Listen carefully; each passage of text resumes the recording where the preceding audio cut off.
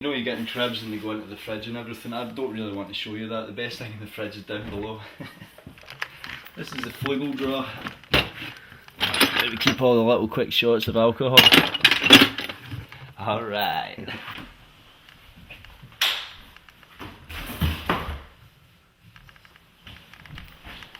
Yeah, so when I was a kid I always wanted to play snooker, and I got lost snooker lessons, and just couldn't get a house big enough to fit a snooker table, so pool's the next best thing.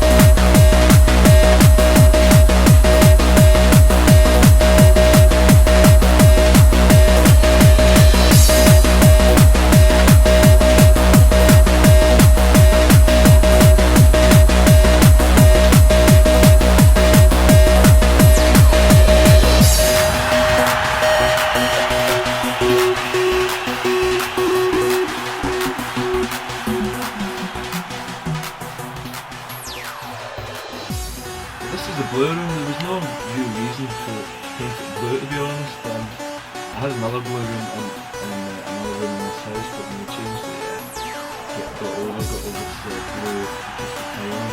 Blue Anfield and blue room were written when I built both rooms, which I can't remember.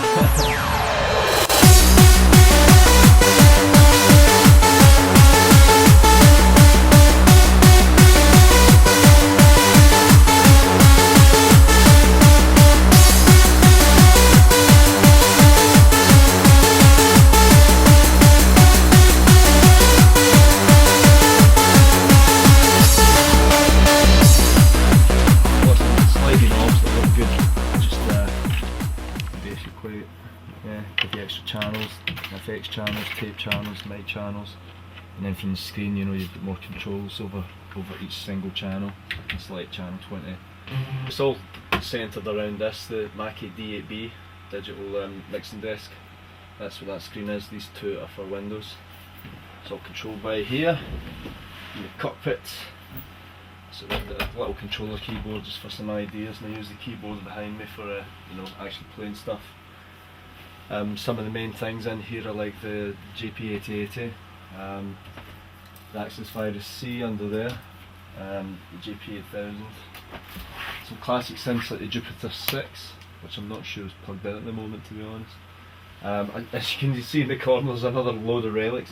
I offered, you know, two of the one lining up. That was my favourite keyboard. I think I've actually got 4 of those. Another classic one's the Roland TR909. I don't really know many people who still use those. Pretty much the reason why the studio is the size it is, it's been a collection of goodies that I've bought over time. And when everybody was selling off their gear, mid-90s, you know, and going totally digital, I was like, ah, shut it, I'm going to keep it. I'm going to keep it as it is. And yeah, I've ended up with a lot of stuff and a lot of space, but it's cool, you know, because I've got sounds. Boom, if I want that, it's there. If I want that, it's there. This is basically another one of these. So I've got a 24 channel digital here. I've got another 24 there, and then you can add all kinds of instruments to this, such as it's called a Uno 007. It's a Juno 106. It's just basically a copy. God, it is really falling to bits. Oh! When I say falling to bits, I mean it. Okay, SP1200, famous late 80s, early 90s drum machine sampler. It was really big with rap artists, those kind of guys. Huge box. It had a horribly small memory, like 10 seconds long. With to cut up the sounds, but I've done so many tracks on this, such as Hardcore Disco, Now's the Time, Technophobia, the list goes on. Back in the early 90s, this was the box I did everything on, and there's quite a good story with it, and the reason why it's buggered. The shop that I got it from, I defaulted on a payment, and they came out to collect the sampler, and my mum let them in for tea, didn't she? So not only did they come in for tea, but the guys grabbed this and ran out of the house with it, so I've ended up chasing them up the street, and we're holding it, and we're tugging it, like, fucking let it go, let it go. So the guy ended up giving it, "You want your sampler?" Snatched it, smashed it off the ground. So, as you can see, it's very 80s, but it works fine. I got a guy to fix it, fixed a few capacitors, and it was fine.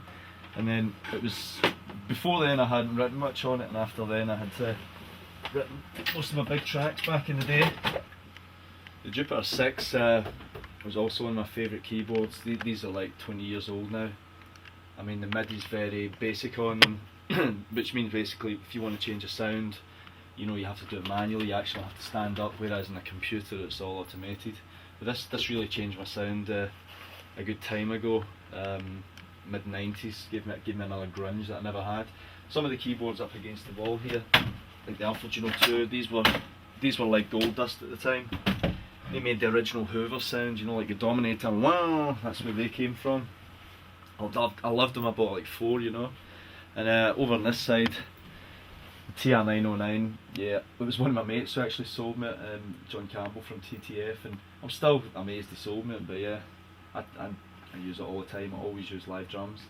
And this little baby here, this is another big one that changed my life, the JP8080. It just sounds great, you know, the fat sounds out, and this keyboard behind you, JP8000, it's actually the same thing, but it's you know, in a keyboard form. But you can hear already how fat it is, you know. You don't need to mess around with those babies. Yes.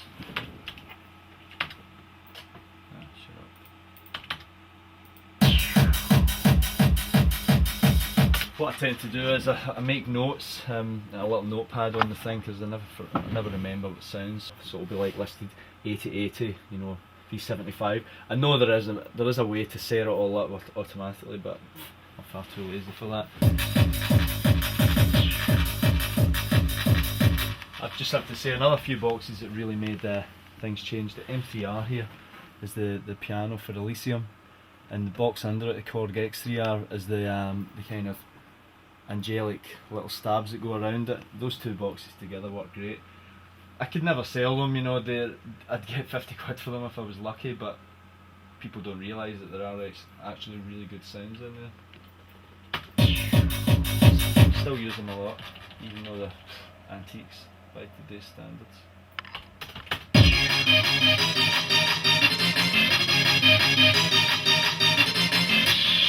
This is just a remix of Happy Vibes, a tune that was very big in the mid-90s in Holland and Scotland. Dave Devastate's also done a remix, and yeah, just doing my own flavour of it.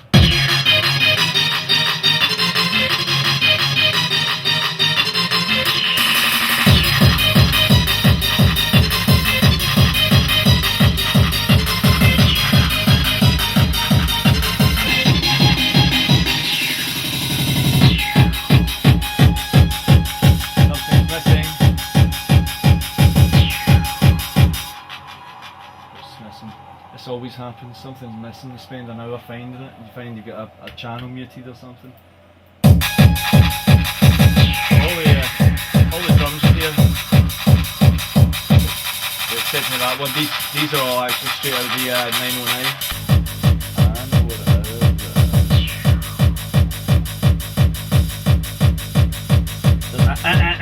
Missing. As you can see, there's spent probably a good part of my life in here. I've got a lot of CDs, most of these are all demos that I'll work through eventually. I even still get sent tapes, which is quite funny. And and the floor is just CDs that I bought, you know, just fan stuff. It's a complete mess, but yeah, if there's any dust down there, just ignore it. Still to this day record everything onto DAT. You never know if the computer goes down, you've still got a tape copy of it.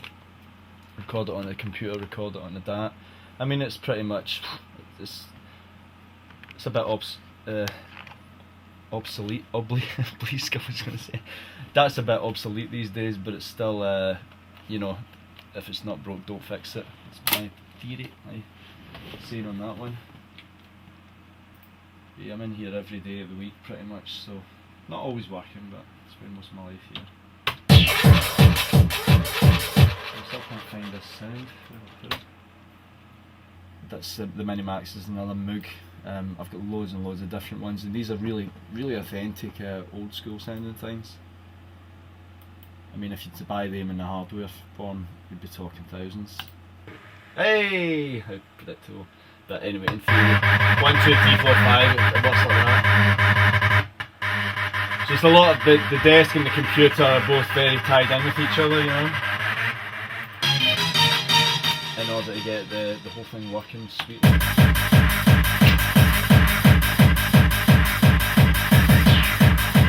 Control volume, I can control EQ from there.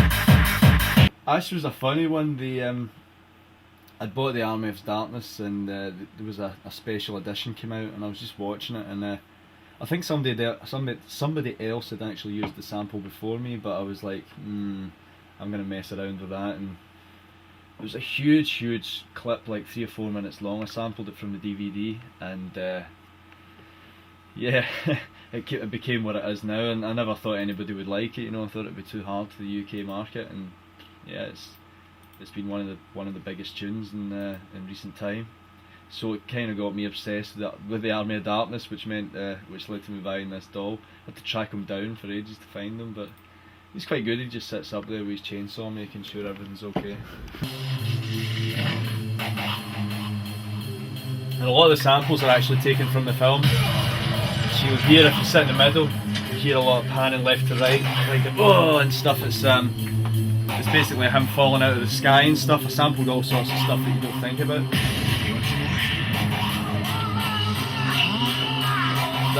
The screaming bit is him falling through the air, and it pans left to right as it did in the movie.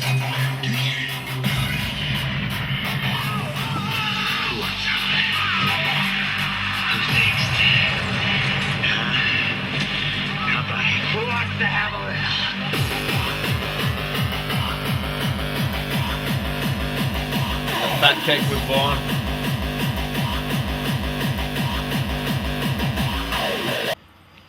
It's hard to say what influences tracks. You could be watching a movie and just something, you'll hear something and you'll be like, start the video, you never know, I might get something interesting.